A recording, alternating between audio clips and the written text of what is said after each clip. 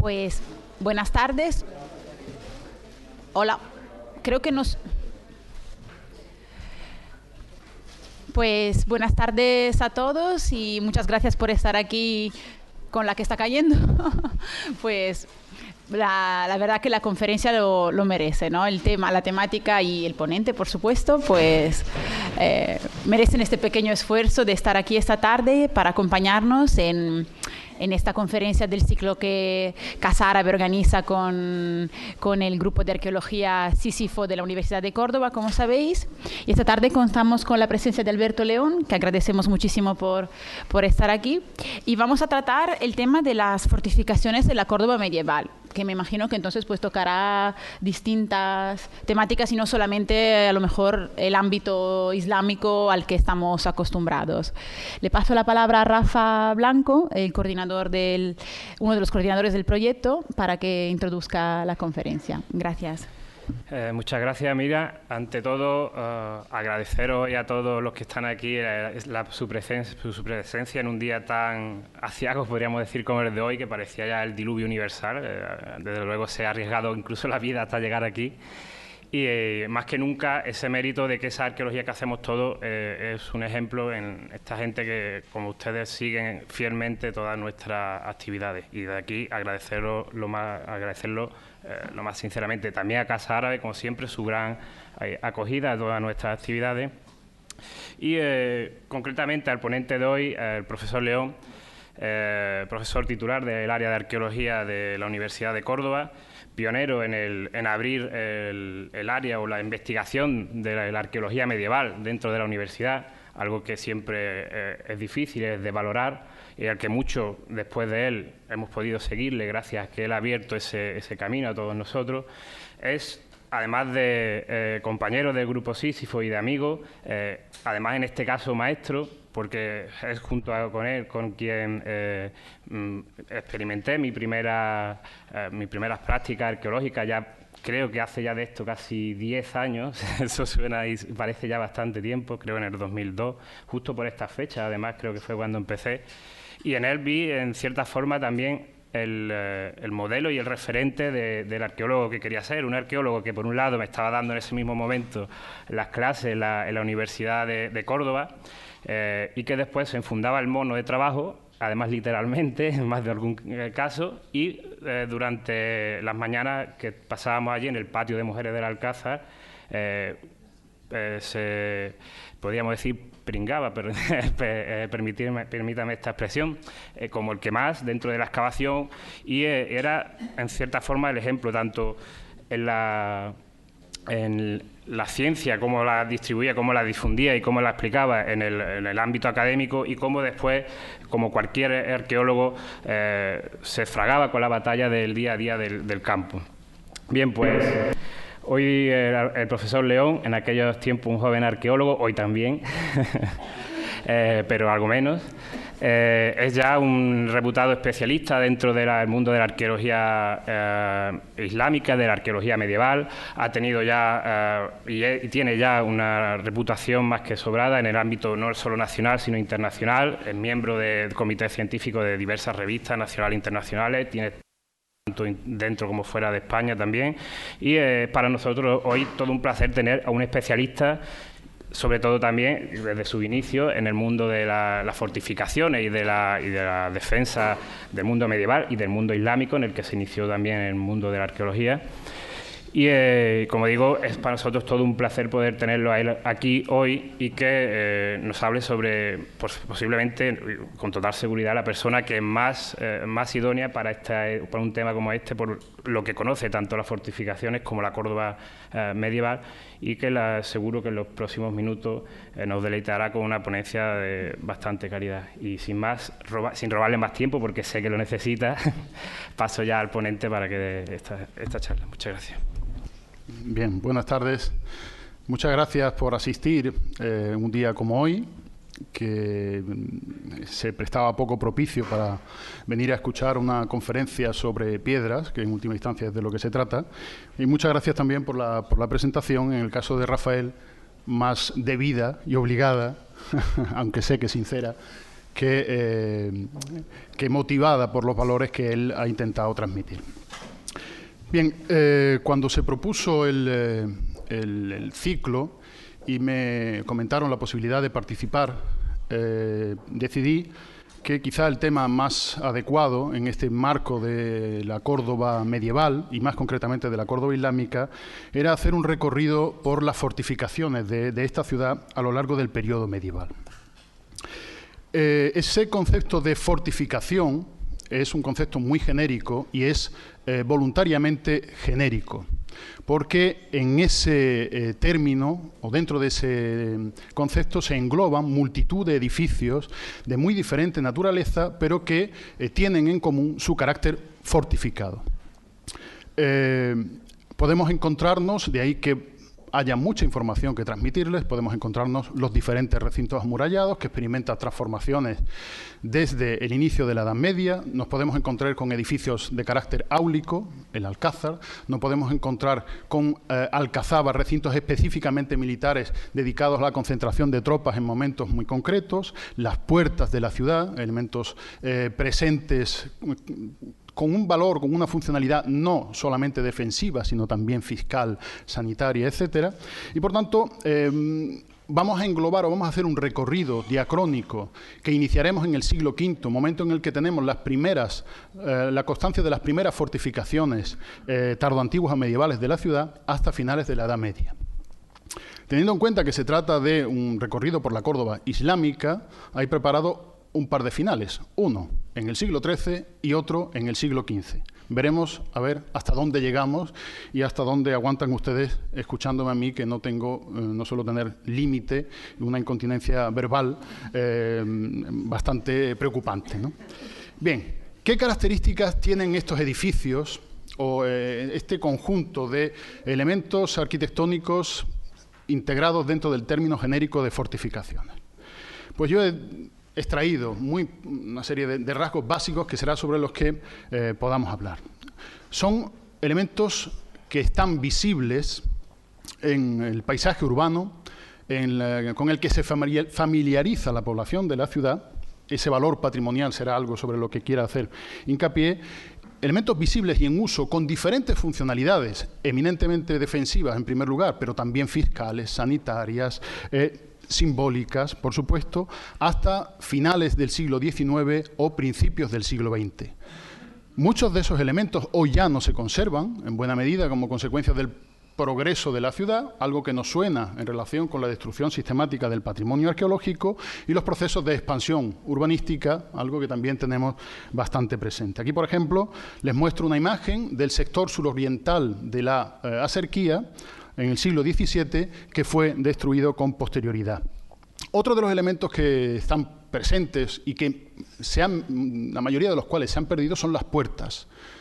Son unas construcciones con un carácter simbólico muy importante, muy significativo, pero que fueron destruidas sistemáticamente como consecuencia de esa expansión urbanística, de esa apertura de la ciudad, de esa idea revolucionaria de eliminación de los corsés que nos asociaban con el antiguo régimen, ¿no? Aquí, por ejemplo, tenemos el caso muy mal representado y con una inscripción dudosa de la Puerta de Baeza o la Puerta de Andújar, que fue destruida tercer cuarto del siglo XIX. O, por ejemplo, la Puerta de Osario, que se mantuvo en pie hasta principios del siglo XX, que fue destruida como buena parte del lienzo septentrional de la ciudad como consecuencia de la apertura al ferrocarril, que era entendido como la panacea del siglo XX. También nos suena mucho eso, parece un tema bastante de actualidad, ¿no? Y también, no solo en la zona oriental, con las murallas de la Aserquía, que fueron destruidas, demolidas y sustituidas sus puertas por la apertura de nuevas avenidas, ni la zona septentrional, que fue en buena medida destruida como consecuencia de esa apertura al ferrocarril, sino también el lienzo meridional, había tenido un uso y una importancia fundamental a lo largo de la historia, pero que durante el siglo XVII y XVIII había dejado de mantenerse en uso, y esta era la imagen que tenía a finales del siglo XIX, hasta que fue completamente cubierta y oculta tras el murallón y la construcción de la que fue antiguamente Nacional Cuarta. Además de estos edificios que se han mantenido en uso, visibles y que están integrados en el paisaje urbano de la ciudad, son edificios, muchos de ellos, ya no solo las murallas, sino las fortificaciones en general, los que podríamos denominar castillos o recintos aislados, han sido objeto, cuando se han mantenido en uso, de constantes intervenciones, muchas de las cuales, como después veremos, han transformado sustancialmente su apariencia y han llevado a determinadas adscripciones cronológicas que, fruto de la investigación del equipo del convenio y de otros colegas que han trabajado en la ciudad, pues han empezado a ponerse en duda. Son edificios que en su arquitectura muestran la evolución histórica y que son susceptibles, por tanto, de ser estudiados con la denominada arqueología de la arquitectura, ¿no? Las herramientas que aporta la arqueología de la arquitectura. Quizá en este sentido, las dos fortificaciones más representativas son, por un lado, el Alcázar, que aún hoy está en constante proceso de transformación, y la Calahorra, que ha sido objeto de una última restauración hace apenas unos años. Tanto esas fortificaciones como las murallas han estado constantemente transformadas. De hecho, muchos de los tramos de muralla que hoy en día podemos ver no corresponden a construcciones medievales, sino que corresponden a construcciones de mediados del siglo XX, en los años 50, cuando, de la mano del alcalde Cruzconde y de algunos arquitectos municipales o del arquitecto conservador de Córdoba y de la zona del entorno, Félix Hernández, acometieron distintas obras de restauración para recuperar la imagen histórica de la ciudad que en buena medida se había perdido. Hoy en día estamos familiarizados con determinados sectores de la muralla y los consideramos como de época medieval, cuando en realidad son fruto de estas restauraciones. Así, por ejemplo, toda la zona en la que se acometió la avenida del Corregidor, el recrecido de la cota de la vía, pues se encontraban en las murallas, en esa zona de la huerta del Alcázar, se encontraban en un estado de abandono y deterioro muy grave. Y fue objeto prioritario de restauración por parte de este proyecto de recuperación de la imagen histórica, dentro de una idea muy historicista de recuperar y recrear paisajes medievales, en cierta manera falseados, ¿no? Otro buen ejemplo más cercano al núcleo de la ciudad es el tramo de la muralla de la calle Cairuán, de la que volveremos a hablar cuando tratemos las reformas que se acometen en época califal. Pero todo este sector fue intensamente intervenido durante los años 50, recreando una imagen, o intentando recuperar una imagen histórica de la ciudad que en buena medida viene definida por sus murallas. Otra de las cuestiones fundamentales es, y que va a condicionar la concentración del mayor número de fortificaciones en un sector muy concreto, es que están vinculadas, las fortificaciones responden a una cuestión estratégica, fundamentalmente de carácter militar, aunque no exclusivamente de carácter militar. De ahí que tengan una vinculación muy directa con el elemento esencial, vital, del desarrollo de la ciudad a lo largo de toda su historia y en particular durante la Edad Media. Están directamente vinculadas con el río Guadalquivir, con los elementos que hicieron de Córdoba una ciudad tan importante. El propio río como vía de comunicación, como vía comercial, el puente como elemento de comunicación para salvar los obstáculos que el propio río generaba. Hasta mediados del siglo XIX no hubo un puente de fábrica estable aguas abajo de Córdoba, hasta la construcción del puente de Isabel II en Sevilla. Y, por tanto, la protección de ese espacio estratégico hace que la mayoría de las fortificaciones se concentren en esa zona. Pero además, el río, además de ser un elemento vital, era un elemento que generaba incertidumbre, era una amenaza constante para la ciudad de Córdoba. Esto lo hemos visto hace un par de años o tres, con las crecidas violentas del río, las inundaciones constantes, como pueden ver en algunas de las imágenes que le ofrezco, y las fortificaciones defendían no solo de un enemigo externo, tópico con el que normalmente asociamos a este tipo de construcciones, sino que la defendían a la ciudad de la amenaza del propio río.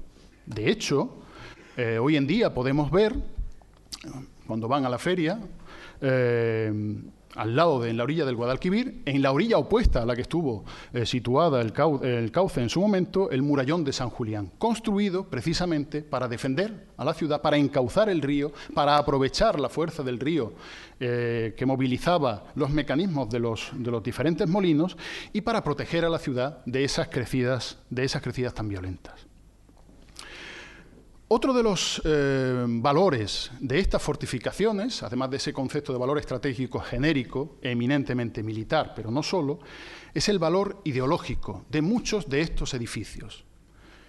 Son edificios destinados a albergar a la autoridad local. En el caso de Córdoba, durante buena parte de la Edad Media, esa autoridad local es la autoridad estatal, es el poder estatal, es la sede de los gobernantes de la dinastía omeya. Esa circunstancia, el peso ideológico que la ocupación de esos espacios tiene a lo largo de la historia, va a llevar, ese peso simbólico, va a llevar a reocupar como una herramienta, como un instrumento de justificación, de legitimación ideológica, va a llevar a reocupar sistemáticamente, secularmente, los mismos espacios en los que se sitúan esas fortificaciones. Y, en el caso de Córdoba, en un sector concreto vinculado a esos elementos esenciales. Vamos a ver que desde el siglo V, en algunos edificios, se da una constante reocupación de los espacios y reutilización de las estructuras. Casos similares a los de Córdoba, que ahora después les mostraré, no hay que se vean con esa claridad, no hay tantos. Les muestro aquí un ejemplo, que es el que yo encuentro como paralelo más cercano a lo que les quiero mostrar de Córdoba, que es el complejo episcopal de Barcelona, donde el edificio interpretado como un edificio civil, Palacio del Gobernador, igual que sucede aquí en Córdoba, el gobernador visigodo, está muy directamente vinculado espacialmente con el centro de poder religioso. Ese edificio se mantiene como palacio del gobernador visigodo, palacio condal, se mantiene durante toda la Edad Media, la Alta Edad Media y la Plena Edad Media como el edificio de prestigio civil de la ciudad. De hecho, sobre las mismas estructuras del siglo V se mantiene una constante reocupación hasta definitivamente, en plena Edad Media, construir el Palacio del Tinel, que es la sede del poder civil de la ciudad y que hoy en día sigue teniendo un especial valor simbólico. En Córdoba vamos a encontrar, en algunos puntos, intentaré recalcarlo con posterioridad, esta misma secuencia de ocupación sin solución de continuidad sobre los mismos edificios. En definitiva, además de esa importancia de estar presente, de haber sido edificios en constante remodelación, de transformación, intervención arquitectónica, por el peso que en la imagen histórica de la ciudad, además de ese valor estratégico en la Edad Media y del valor simbólico, son los elementos que de una manera más clara, más contundente, con más intensa materialidad, podríamos decir, han definido la imagen histórica de la ciudad. Hoy en día, las murallas y las fortificaciones, en sentido genérico, son declaradas, todas están declaradas de forma genérica bien de interés cultural. Tienen el máximo grado de protección.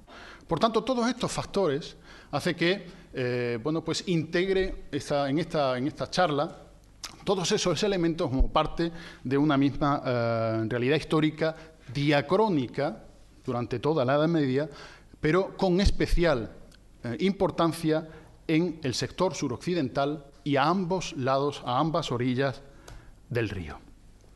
¿Por qué el río? ¿O por qué junto al río?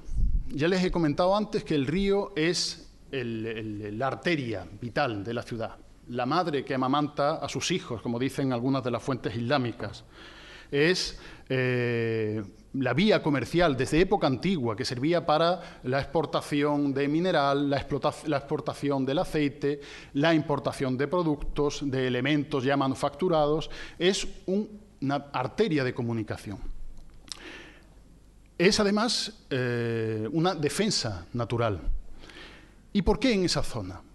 ¿Por qué la mayoría de las fortificaciones se sitúan en ese ángulo suroccidental de la ciudad amurallada, desde época altoimperial romana? Pues posible explicación la podemos encontrar en este plano topográfico antiguo, en el que vemos que esa zona es el punto, tanto al interior como al exterior, donde el río empieza a distanciarse ligeramente de la ciudad, dejando una zona extensa, sin grandes curvas de nivel, relativamente llana, en la que probablemente se instalaran se albergaran todas las instalaciones vinculadas con esa actividad comercial desde época romana. Los grandes almacenes, templos, edificios administrativos, etc. Por tanto, la necesidad de, en momentos de crisis, controlar esos elementos fundamentales vitales. Por tanto, ese es el lugar idóneo para albergar todas esas defensas. ¿Y cuándo se produce ese cambio?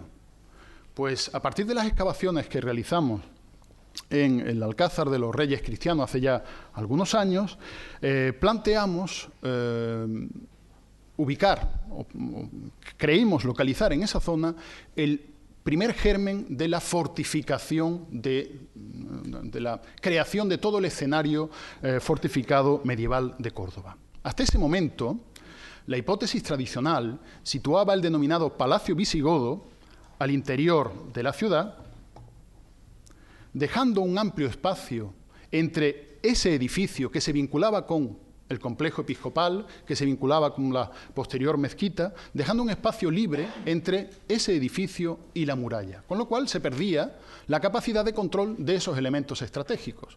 Por un lado, ¿no se oye bien? Bien. Pues me voy a acercar un poco más.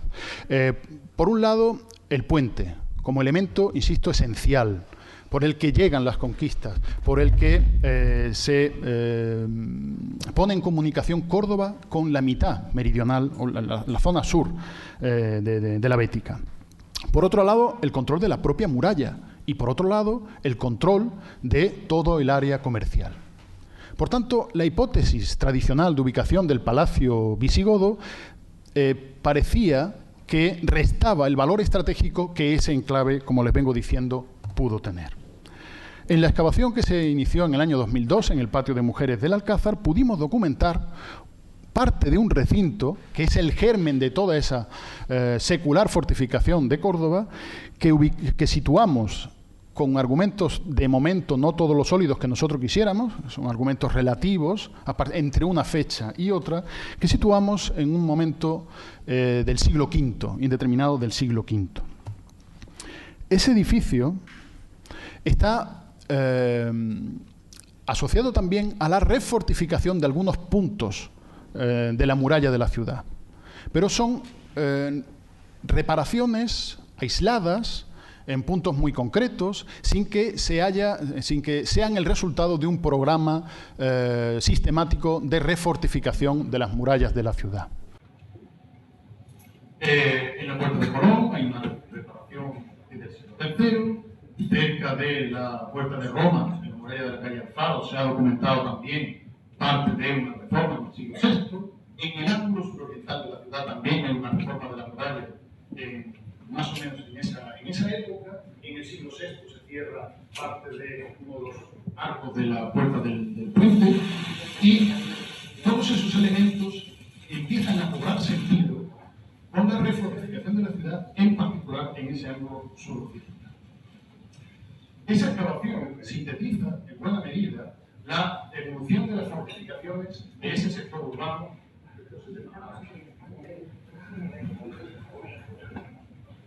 Espero que algo hayan escuchado. Sintetiza, digo, buena parte de las transformaciones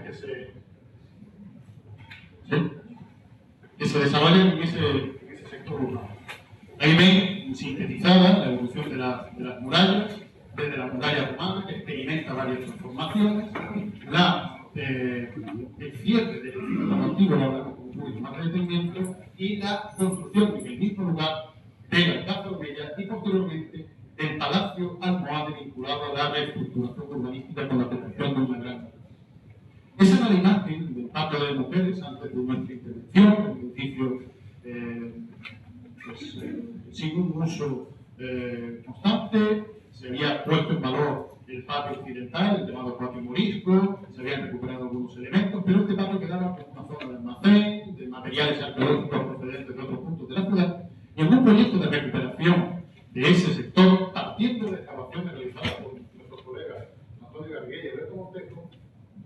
estamos. No, se oye bien sin cortar un poquito la voz y hablar un poquito más alto. De todos modos, pongan cara de que me escuchan y me siguen. Ese era el estado de ese patio, que no tenía un uso, fruto de un proyecto municipal de recuperación de ese espacio. Se inició una excavación en el año 2002 que dio unos resultados absolutamente espectaculares.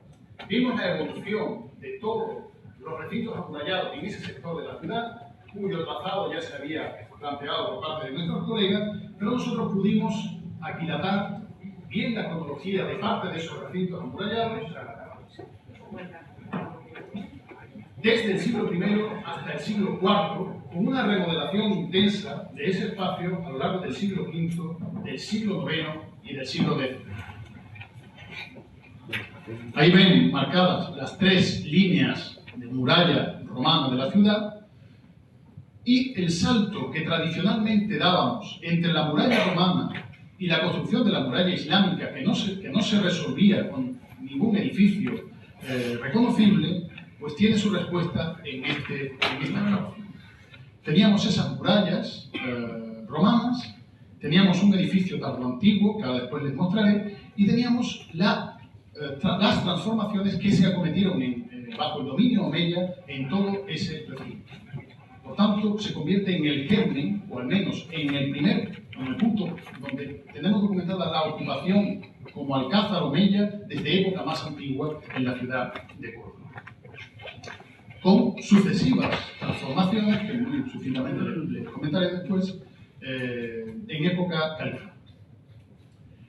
El elemento vertebrador, el eje que se mantiene en uso durante toda la Edad Media, es ese muro que tienen ustedes señalado en rojo. Es el muro de cierre oriental del llamado patio de mujeres del Alcázar.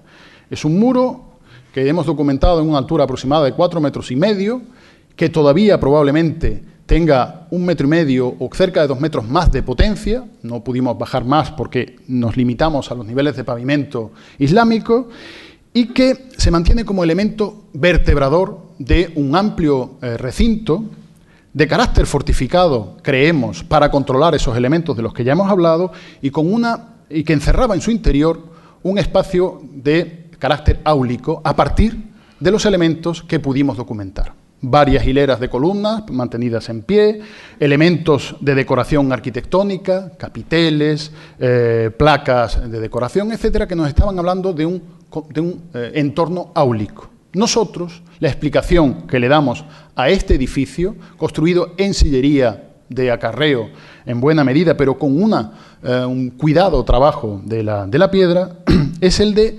constituir lo que hemos venido a denominar castellum, es decir, un recinto fortificado vinculado a todo el sector civil que estaría extendido en el ángulo suroccidental de la ciudad. Por tanto, es la primera fortificación que hemos podido documentar de época tardoantigua o medieval en Córdoba. Este ejemplo sí que no es excepcional en absoluto. Lo tenemos en la propia capital visigoda, en Tolosa, junto al río Garón, en un ángulo de la ciudad, igual que en Córdoba, y también lo tenemos en el Castellum, que se denomina así, de la ciudad de Barcelona, un saliente de la muralla con una apariencia fortificada junto a una de las puertas meridionales para controlar la actividad portuaria, en este caso marítima, de la ciudad. Mientras que la ciudad tardoantigua, el núcleo tardoantiguo, se desplaza a un ángulo de la ciudad, a un ángulo opuesto de la ciudad. En Córdoba tendríamos un proceso similar. El traslado de los centros de poder de la ciudad clásica a este sector por ese carácter estratégico, económico y militar, y que se mantendrá en ese lugar de forma continuada hasta finales de la Edad Media.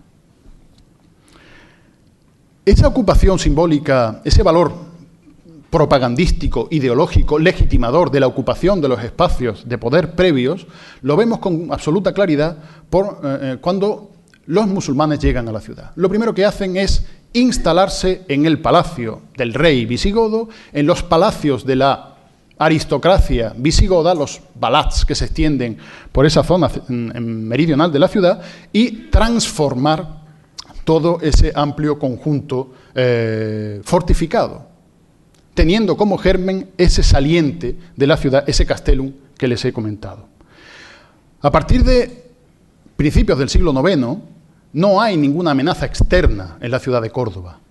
El proceso de fortificación de la ciudad está destinado sobre todo a generar un escenario digno del poder que se está consolidando en la ciudad de Córdoba, del poder omeya. De manera que no se trata de refortificar la ciudad ante ninguna amenaza externa, cristiana del norte, sino de mostrar la autoridad del emir que está generando, está diseñando y poniendo o activando un programa político concreto que le genera discordias internas, como el famoso episodio La revuelta del Arrabal, y que genera una arquitectura digna de el nuevo Estado independiente que se empieza a funcionar a partir de Abderramán I. Así, en ese sector, inicia la construcción de una serie de elementos que bien podríamos denominar fortificados. Sobre la base de ese espacio, de ese castellum que estaba apoyado sobre la muralla, se inicia la materialización de ese edificio omeya, de ese alcázar omeya.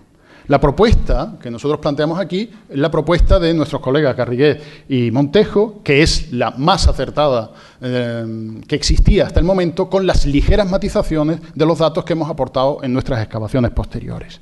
Y aún son visibles, como les decía antes, buena parte de los elementos presentes en esa arquitectura de principios del siglo IX. La fachada del Palacio Episcopal, muestra elementos que han sido estudiados por Pedro Marfil, ha hecho una lectura de los alzados de los muros y ha llegado a la conclusión de que la materialización arquitectónica de ese edificio data de época de Abderramán II. En ese contexto que les estoy comentando de creación de un nuevo modelo estatal. Muchos de esos elementos siguen visibles en esa fachada del Palacio Episcopal, en el patio del Palacio de Congresos, esta torre que tienen ustedes aquí, que no está demasiado transformada, o en el patio de la Biblioteca Provincial, que está en esta zona de aquí, en la que se pueden identificar algunas restauraciones que llevó a cabo Félix Hernández en los años 70.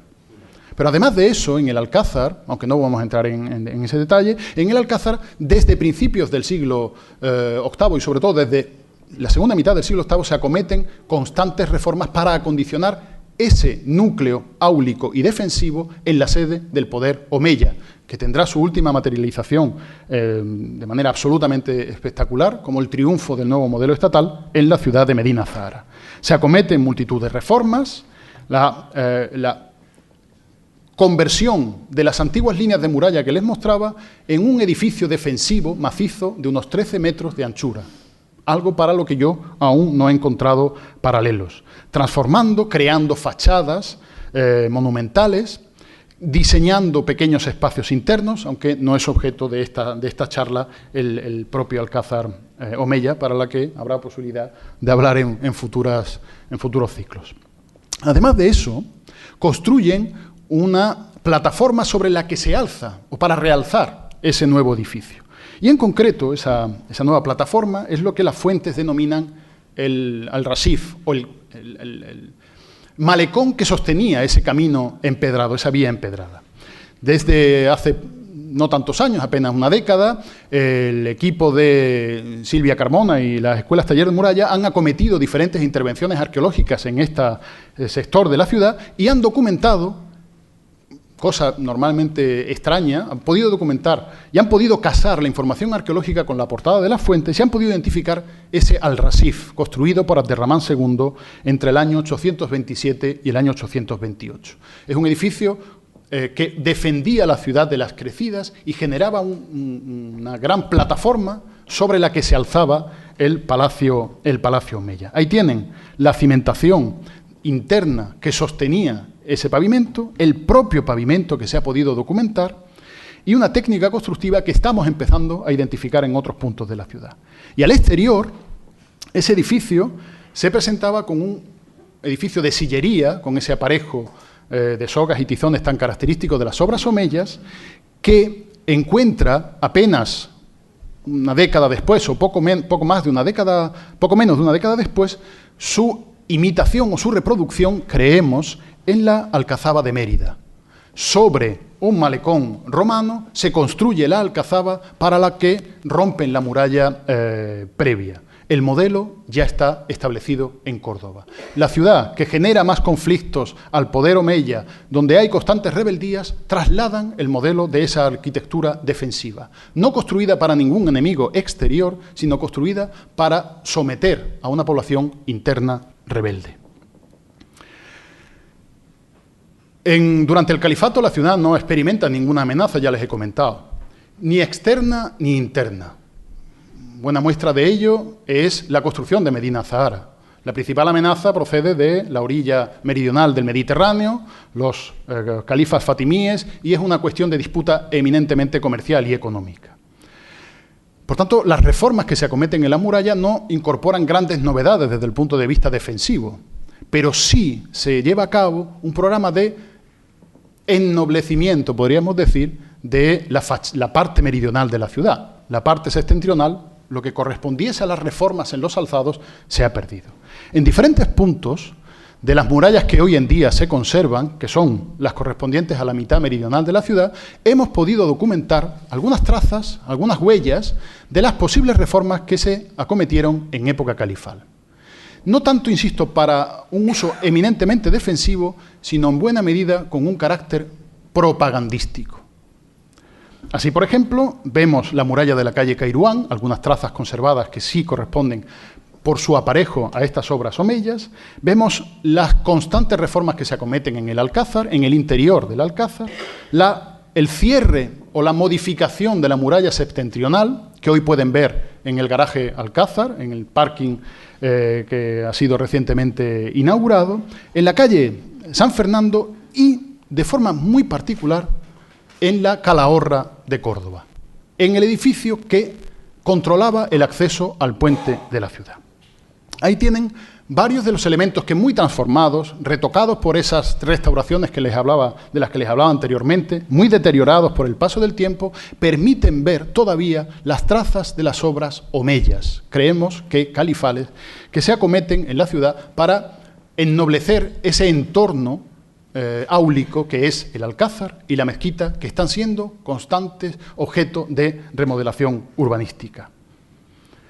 La parte norte del Alcázar experimenta una transformación, probablemente para adaptar su trazado a la construcción de los baños, los llamados baños califales, o probablemente como consecuencia de unas reformas que se llevan a cabo para refortalecer la ciudad en momentos de inestabilidad durante los últimos años del gobierno de Almanzor, del califato de Hisán II.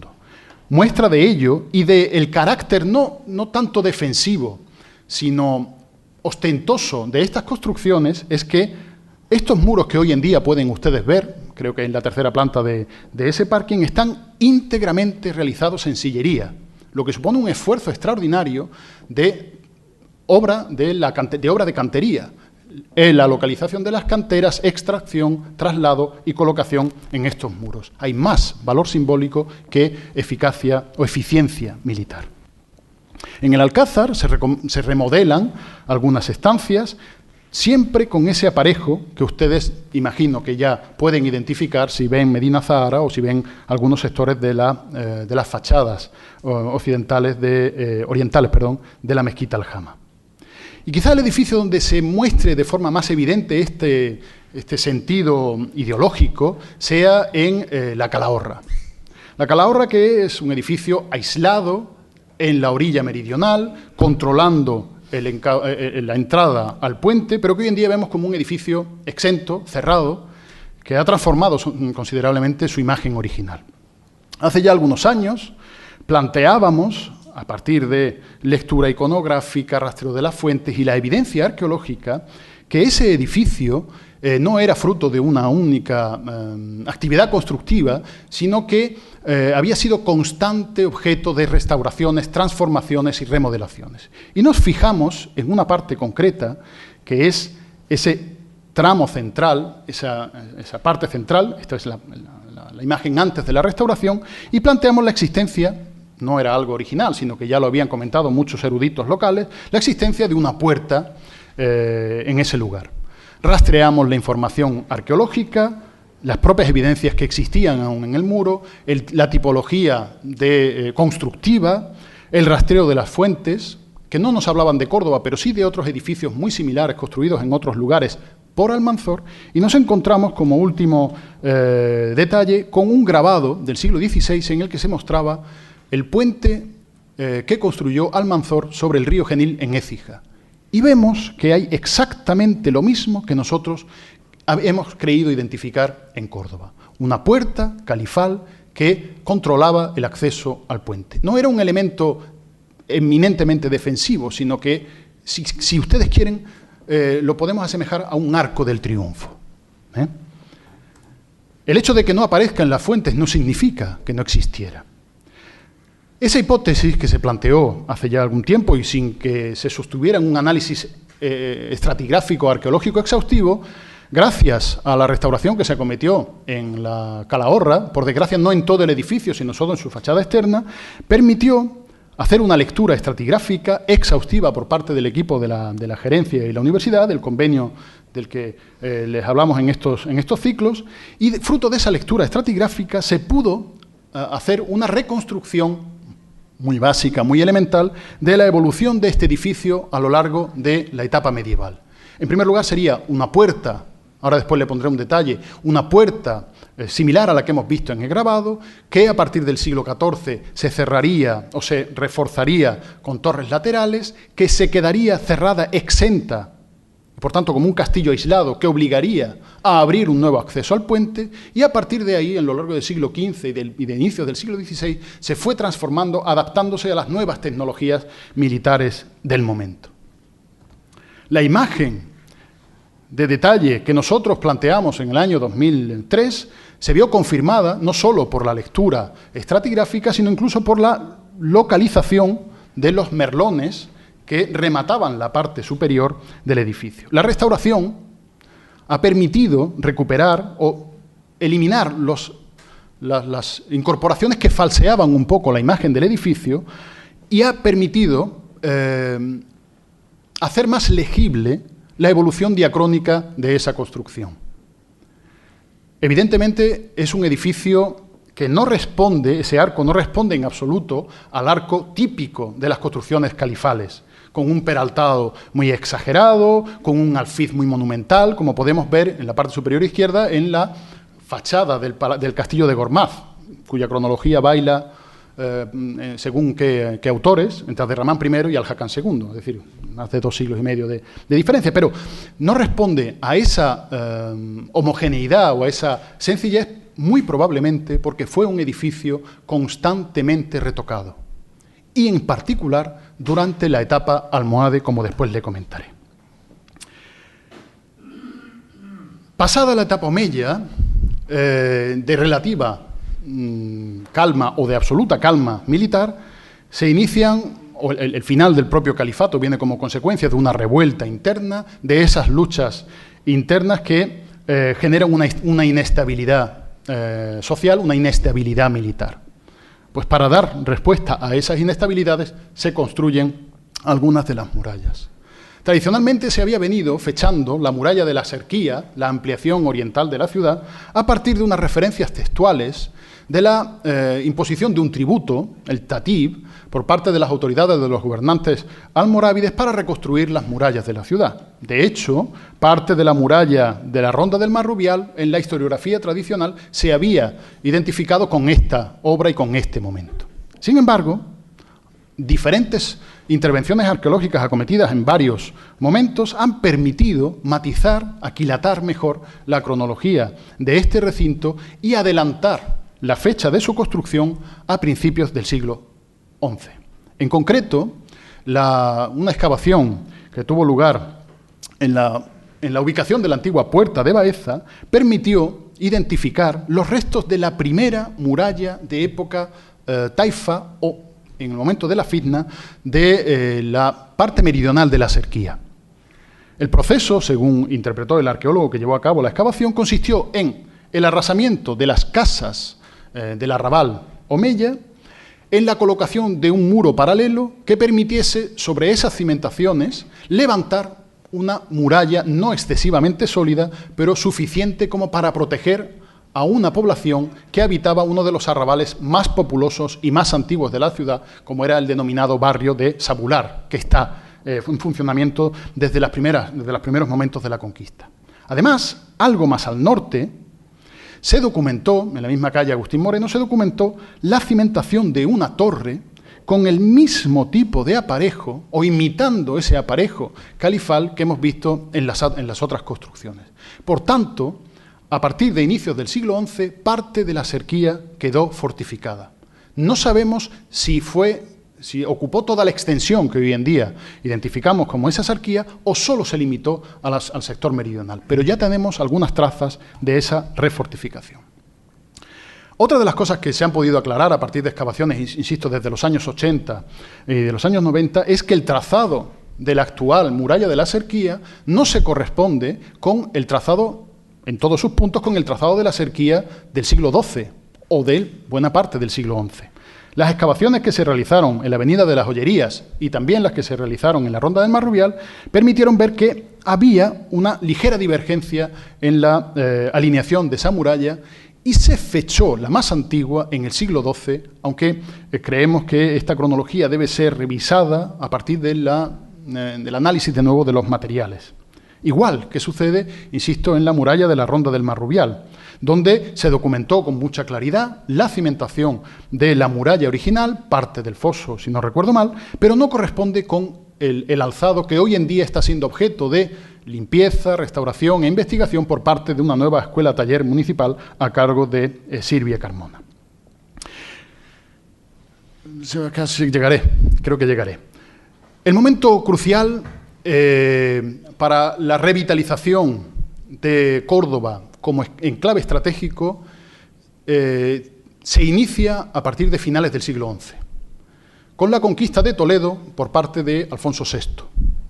Ese hecho supone o tiene una trascendencia que va más allá de la ocupación de la misma ciudad o de la propia ciudad. Significa trasladar la frontera, que no es una línea hermética, eso es una cuestión que debemos tener siempre muy presente, trasladar la frontera desde el Duero hacia el sur del Tajo y tener un enclave que controlaba los puentes y que controlaba el paso hacia el sur, hacia Sierra Morena y el Valle del Guadalquivir, y que permitía la realización de campañas de saqueo, de racias casi periódicas cuando llegaba la época estival. De forma que progresivamente se fue generando una cuña de territorio cristiano que avanzaba sobre territorio islámico y lo que provocó la construcción de una serie de fortificaciones en esas rutas principales que permitían el paso hacia el Valle del Guadalquivir. Esas fortificaciones, que en el entorno de Córdoba tendrían tres rutas fundamentales, la que conocemos desde Peñaperros, el paso de Muladar, la actual carretera nacional 432, o la zona de la Extremadura oriental, encontraban prácticamente su confluencia en Córdoba, como lugar donde se abría el Valle del Guadalquivir. Esas fortificaciones, que no son ni mucho menos todas las que se construyeron, hay muchísimas más de las que aparecen aquí representadas, por supuesto, son pequeñas fortificaciones, modestas desde el punto de vista de su arquitectura, de su tamaño, que estarían destinadas a albergar a una población que ocupaba y explotaba el campo, pero no era una población destinada a repeler esa agresión, no era una guerra de conquista de plazas, al menos en estos momentos, y por tanto la frontera era muy flexible. Había continuas llegadas, se llega a Almería, se llega hasta Cádiz, la amenaza por el Valle del Guadalquivir es continua y se requiere de una plaza fuerte donde se acantonen las tropas, donde el territorio encuentre un lugar de defensa y de protección de esa población de todo el Valle del Guadalquivir. Y ese lugar, o ese papel, a partir de la década de 1160, lo va a jugar Córdoba. Después de todas las revueltas internas, las segundas taifas, el saqueo de la ciudad por parte de Ibn Hammusk, del despoblamiento de la ciudad, se toma la decisión de convertir a Córdoba en la capital del territorio andalusí por parte del Imperio almohade. Una decisión que dura poco tiempo, porque en apenas 8 meses se vuelve a trasladar la capital a Sevilla, que será objeto de un programa integral de monumentalización de la ciudad, similar, con todas las matizaciones que ustedes quieran, al que experimentó Córdoba durante el califato omeya. Pero nuestra ciudad sigue manteniendo ese papel estratégico. De nuevo, por los factores que antes les comenté. El puente y el río como elementos esenciales de comunicación. De hecho, Córdoba experimenta una revitalización urbana no similar a la califal, no llega a esos extremos, pero que supera con creces la anodina vida que había tenido desde el siglo XI y durante la primera mitad del siglo XII. Rafael está estudiando, y terminará muy brevemente, de ahí su tan generosa presentación, porque le va a dar vida en ello, está estudiando la arquitectura doméstica en muchos puntos de la ciudad, en puntos que desde época califal no habían sido reocupadas, y está viendo el dinamismo urbano. Elena Salinas ha trabajado sobre la cerámica, los centros de producción de cerámica en época almohade que están mostrando el dinamismo arquitectónico que existe en la ciudad. E Irene Villén está haciendo su trabajo de investigación sobre las decoraciones arquitectónicas de esta ciudad.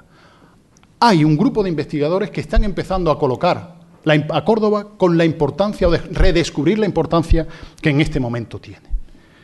Pero uno de los elementos fundamentales es ese papel estratégico. Y es por ello que Córdoba es objeto de un programa de refortificación en muy diferentes puntos. Por ejemplo, en la zona de la antigua Medina, en la antigua ciudad amurallada, se refuerzan los puntos aparentemente más débiles con elementos defensivos muy característicos de este momento almohade, que son las torres albarranas. No teníamos constancia de ellas antes del año 93, más allá de los dibujos o los planos antiguos del siglo XIX, el plano de Karwinski, el plano de los franceses, donde se veían unos elementos separados a unos pocos metros de la muralla, pero de los que no se tenía constancia arquitectónica. Sin embargo, en una excavación que se hizo previa al primer proyecto que hubo de parking en La Victoria, se documentó, yo estuve a punto de cargármela, por cierto, se documentó una torre poligonal, una torre albarrana, en concreto esta torre albarrana, con una construcción almohade reforzada por un forro cristiano o bajo medieval cristiano. Un ejemplo similar a este es la imagen de la torre albarrana, por todos conocida como es la Torre de la Malmuerta, aunque es una torre ya de época bajo medieval, de principios del siglo XV, y quizá el ejemplo más parecido que he podido encontrar para ilustrarlo es una torre albarrana de tapial, de tierra, que se conserva en el recinto amurallado de Écija, que igual que Córdoba experimenta una revitalización urbana importante. Pero aparte, más allá de esos refuerzos aislados en diferentes puntos de la ciudad, la mayor parte de los esfuerzos de fortificación se concentran de nuevo en el mismo espacio, porque es el espacio estratégico y simbólico y propagandístico de legitimación de la autoridad almohade en Córdoba. Así, parte del antiguo alcázar, Omeya, se transforma en una inmensa alcazaba destinada probablemente a albergar a amplios contingentes de tropas que constituían el ejército almohade y que repelían o hacían campañas de saqueo hacia el norte, distintas de las cristianas, que dieron como consecuencia, por ejemplo, la batalla de Alarcos, que supuso la primera gran victoria almohade frente a los cristianos. Además de eso, en la orilla opuesta del Guadalquivir se construye un nuevo recinto amurallado para refortalecer ese enclave esencial, las torres de la Calahorra y el puente. Y además tenemos un tercer recinto fortificado, muy arruinado, pero que es visible todavía en la parte trasera, en los jardines o en la selva del Instituto Séneca, y que también se conserva en parte en las laderas del zoológico municipal. Son los restos arqueológicos mejor protegidos de Córdoba, que están en el espacio destinado a los osos, si no recuerdo mal, ¿no? Es decir, que allí va a haber poco riesgo de expolio, ¿no? Pero el elemento esencial es el alcázar. En el alcázar, fruto de esa, y los almohades para eso son especialmente activos, fruto de un proyecto propagandístico importante, ocupan el mismo lugar, pero acometen un proyecto arquitectónico que supone en buena medida borrar la huella de los edificios omeyas. Así, arrasan las construcciones omeyas de las que antes les hablé muy superficialmente, vierten los materiales constructivos como relleno para recrecer la cota de suelo y construir una amplia extensión donde instalar esa alcazaba. Llevan a cabo un proceso, un programa arquitectónico muy complejo en el que no voy a entrar, que mantienen como elemento vertebrador, de nuevo, el muro del siglo V del que antes les hablaba. Este muro del siglo V es el mismo muro que es objeto de construcción en época omeya y de refortificación en época almohade, porque se eligió el lugar idóneo y se construyó con la solidez como para mantener en funcionamiento ese edificio. Se eleva la cota de suelo, como ven aquí, unos 2,5 metros, y se acomete un programa arquitectónico completamente distinto. Ese es el espacio áulico reservado para el gobernador almohade, que controla un ejército instalado en la alcazaba que lo rodea. Además de las excavaciones que nos han permitido documentar una secuencia estratigráfica con materiales que han permitido precisar la cronología, hemos podido rastrear ese tipo de fábrica en otros puntos del Alcázar y nos hemos dado cuenta de que el Alcázar actual, el Alcázar cristiano, no es una construcción ex novo de 1328, sino que Alfonso XI, y probablemente alguno de sus predecesores, lo que hace es recrecer y acondicionar como castillo cristiano un palacio almohade de segunda mitad, de último tercio del siglo XII. Elementos que era difícil interpretar con anterioridad a la excavación, hoy en día quedan perfectamente encuadrados en este marco cronológico. Incluso la fachada original de ese edificio la hemos podido constatar arqueológicamente.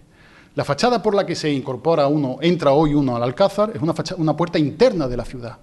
La puerta de la fortaleza al exterior era la puerta que daba a la ribera, transformada con estilo barroco, pero que nosotros hemos podido documentar a partir de unos pequeños sondeos que hicimos junto a la puerta.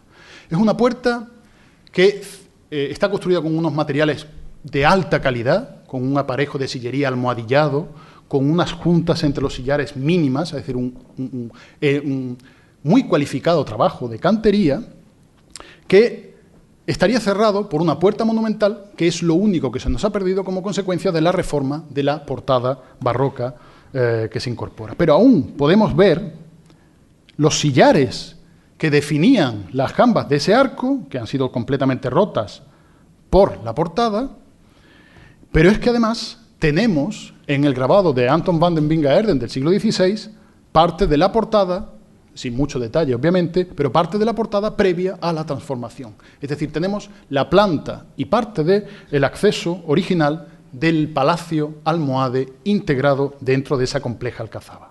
Pero además se acometen multitud de reformas. La muralla que construyó, o el malecón que construyó Abderramán II en el año 827-828, se refortifica en este momento. Se convierte en una muralla sur de la ciudad. Algunas excavaciones recientes han permitido documentar ese edificio con una secuencia estratigráfica claramente asociada, la lectura paramental también lo confirma, que estaría, en última instancia, suponiendo la sustitución de ese malecón por la muralla de la Gran Alcazaba. En esa alcazaba, en la que se instalarían tropas, se construye también un recinto hacia el oeste. Es lo que hoy en día conocemos como el Castillo Viejo de la Judería o el recinto de la Torre de Belén. Es un recinto hecho en tapial, construcción típicamente almohade, con un acceso en recodo hecho en sillería, una sillería que ya hemos visto que está presente en el Alcázar con su acceso en recodo. Esta torre, salvo la asignación de Ricardo Córdoba en el año 2003 como almohade, había sido objeto de muchas discusiones, que si era almorávide, que si era cristiana porque había marcas de cantero, etcétera.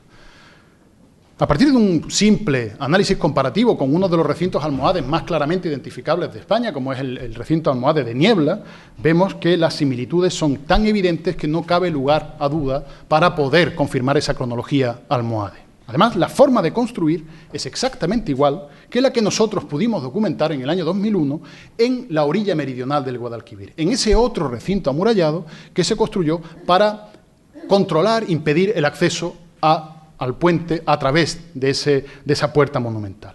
Ese recinto, del que hemos podido excavar parte del lienzo meridional, y parte del lienzo septentrional, que nos ha dado una datación almohade segura, se encontró desde pues el siglo XIII, el siglo XIV, completamente oculto, enmascarado por las construcciones que se le fueron adosando. De hecho, fue parte del muro que cerraba una posada, la posada del Espíritu Santo, que se extendía al sur del río. Hace apenas unos 15 años se demolieron las construcciones que estaban adosadas y se descubrió ese recinto amurallado, que es igual que el del Castillo Viejo de la Judería, pero con la ventaja, con la fortuna, de que pudimos fecharlo con bastante precisión. Son, en parte, ese lienzo que aún se veía en el grabado, el dibujo de Anton van den Birkaerden. El modelo es exactamente igual que el que apenas unas décadas después se construye en Sevilla, a principios del siglo XIII, para controlar el puente de barcas, el puente de madera sobre balsas, que se había construido para poner en comunicación la capital almohade de Al-Ándalus, Sevilla, con el resto del territorio. Lo que sucede es que, pues en Córdoba, quedó prácticamente enmascarada y destruida a partir del siglo XIV. Y el último recinto, el que les comentaba, probablemente algo más tardío, es el que se encuentra en la ladera de la zona de Fontanar, ¿no? Visible tanto en el espacio, en el zoo, en el espacio para los osos, en concreto esta zona de aquí, como algunos de los derrumbes visibles en los patios del Instituto Séneca. Hace unos años, como consecuencia de unas excavaciones arqueológicas que realizaron miembros del equipo, se pudo hacer un sondeo una limpieza junto a uno de esos lienzos, y se pudo documentar, se pudieron recuperar unos materiales que nos llevan a principios del siglo XIII. Es probable que la necesidad de refortificar la ciudad, de dotarla de un espacio aislado para albergar a esos contingentes militares muy numerosos, buscara el lugar estratégico donde se instaló la primera población en Córdoba, que es Colina de los Quemados, en la zona de Fontanar. En última instancia, y ya con esto termino, creo que no me he pasado mucho del tiempo, estas fortificaciones se han mantenido secularmente como elementos con los que identificamos la imagen histórica de la ciudad. Lo que ha sucedido es que a partir de un determinado momento de época moderna, la ciudad se abre hacia el norte, destruye sus murallas y se olvida del elemento vertebrador y vital de la ciudad, que era el río. Lo fue para época romana, pero de forma mucho más evidente a partir de época tardoantigua y durante todo el periodo medieval, hecho que explica la constante y sistemática reocupación de esos espacios por parte de las fortificaciones. De hecho, la ciudad cristiana vuelve a reproducir el mismo esquema. El castillo cristiano se instala sobre ese palacio almohade. Las murallas de la huerta del Alcázar, reservada o vinculada con las luchas civiles entre los Trastámara, Pedro I y Enrique II, están sobre las murallas almohades de esa antigua alcazaba. Y la propia Calahorra está protegiendo el elemento vital de la ciudad. Termino solo con 3 deseos. 1. Conciencia para conservarlas. Y parte de esta actividad sirve para ello. Salud para disfrutarla y paz para no tener que usarla mucho más. Muchas gracias.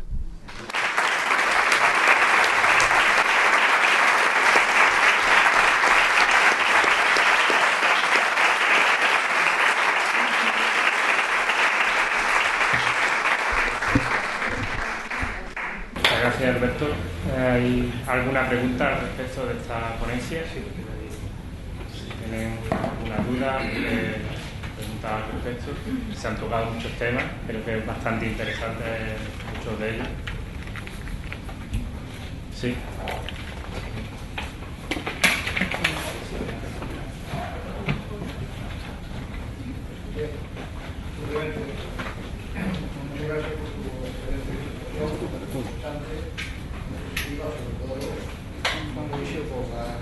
Recomendaciones finales que usted tan acertadamente ha hecho.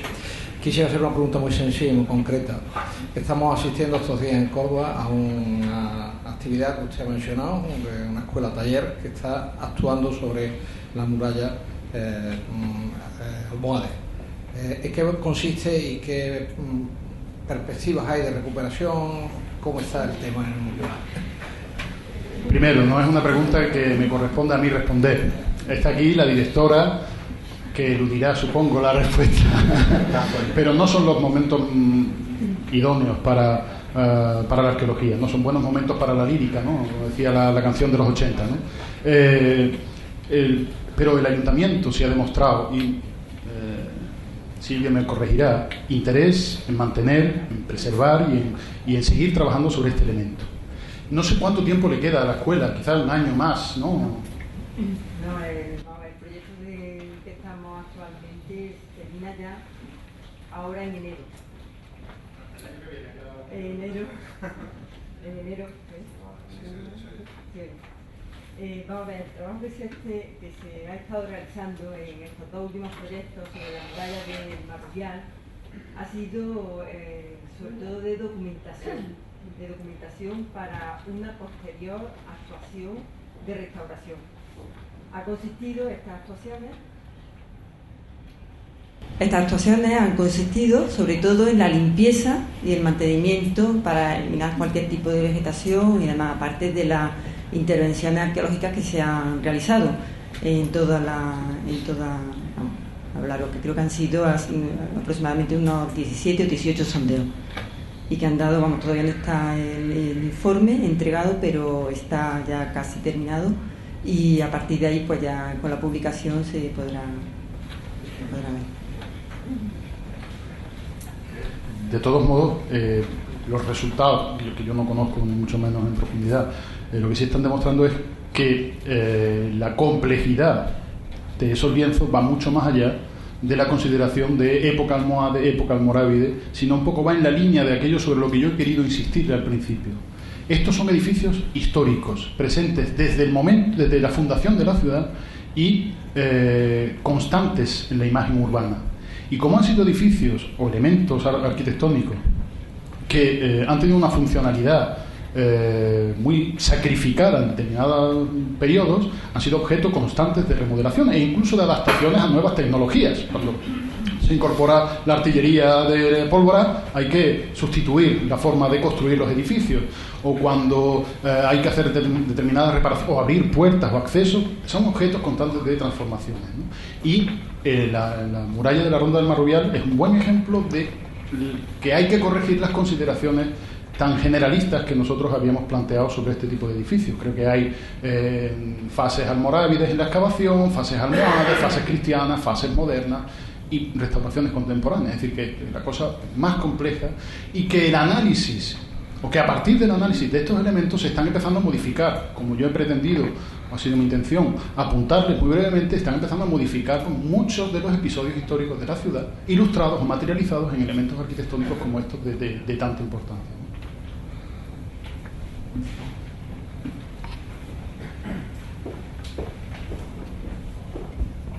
Bueno, tengo dos preguntas. Felicitaciones en primer lugar. En principio la primera pregunta es, había hablado de un castillo de la Judería. ¿Se refiere al Alcázar? Eso es lo primero.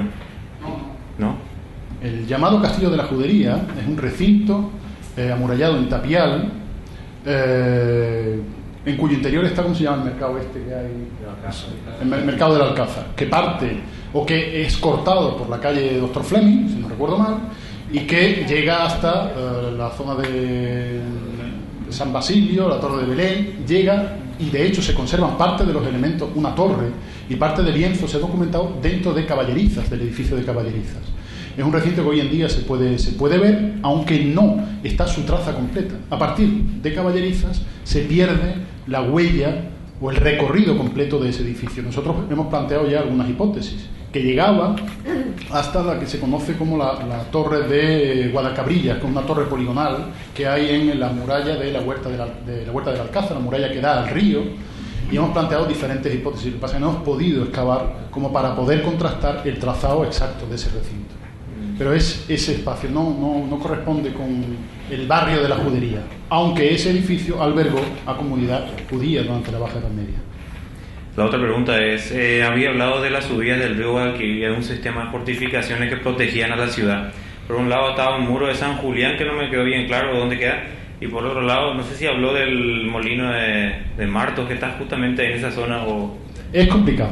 Es complicado porque no puede usted intentar ubicarlo en función del trazado o del cauce que lleva el Guadalquivir hoy en día. El cauce que llevaba en el siglo XVI venía marcado por ese murallón. En una crecida violenta, el cauce cambió y hoy el murallón que contenía las crecidas del río ha quedado en la orilla opuesta a la que estuvo situada en origen. Entonces es un pequeño baile. Esto lo ha trabajado Enrique León, lo tiene publicado en algún trabajo porque fue el que limpió esa estructura, y resulta complicado hacerse una idea sin un plano, y no me he traído por no ser más prolijo en las explicaciones, ¿no? Pero esa estructura servía para encauzar el río y para coger fuerza, podríamos decir, para que usted me entienda, para que adoptara el caudal o la fuerza del caudal necesario para mover toda la maquinaria, todos los ingenios del molino de Martos, que hoy en día pues no está en funcionamiento, obviamente, porque ha cambiado el cauce, porque se ha reducido el caudal y por muchas circunstancias. ¿Alguna pregunta más?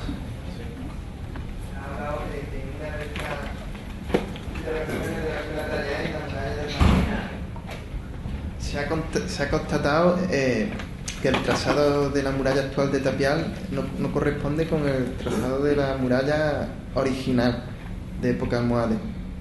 No, de época almorávide, o al menos donde está documentada, pero incluso probablemente con un trazado más antiguo, porque hay algunas estructuras en los puntos donde se ha tocado que pudieran datarse en el siglo XI. Entonces, si se va a construir una muralla posterior, es extraño, ¿no?, que se derrumbe la que hay antes y se haga encima, no se aprovechen la misma muralla, ¿no?, como se hizo en época romana, o como... La entidad de la estructura almorávide, o al menos la documentada, no es la misma que la de la muralla romana, que tenía unos 6 metros de anchura. Y después puede haber factores que se nos escapan, pues arroyos, corrimientos de tierra, estabilidad de terrenos, refortificación o adaptación a determinados elementos que preceden a la muralla, tipo antemuros, fosos, etcétera, que pudieran condicionar el trazado de la muralla. Pero la evidencia estratigráfica y arqueológica es que en algunos puntos, no en todos, he puesto esos dos ejemplos, no coincide exactamente, hay una pequeña variación del trazado de la muralla almorávide o de la muralla cristiana bajo medieval con respecto a la muralla almorávide, o la muralla castellana, para ser más correcto.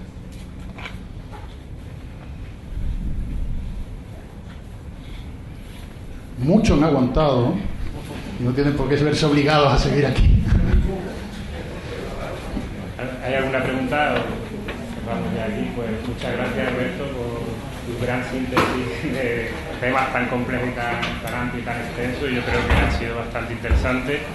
Esta charla, en cierta forma, se completaba con una ruta que teníamos este sábado sobre las fortalezas, sobre todo esta zona de las fortalezas almohades, que ya ha dejado poca cosa Alberto para explicar, sería un tanto reiterativo, pero por la lluvia y otros condicionamientos a los que estén apuntados, avisarles de que muy probablemente, mañana lo diremos ya a través de mail y a través de la página web, informaremos de que lo más seguro es que se cancele esta ruta. De todas formas, espérense hasta mañana para que ya lo confirmemos con certeza.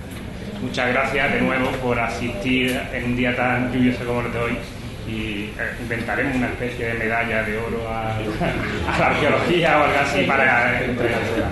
Muchas gracias.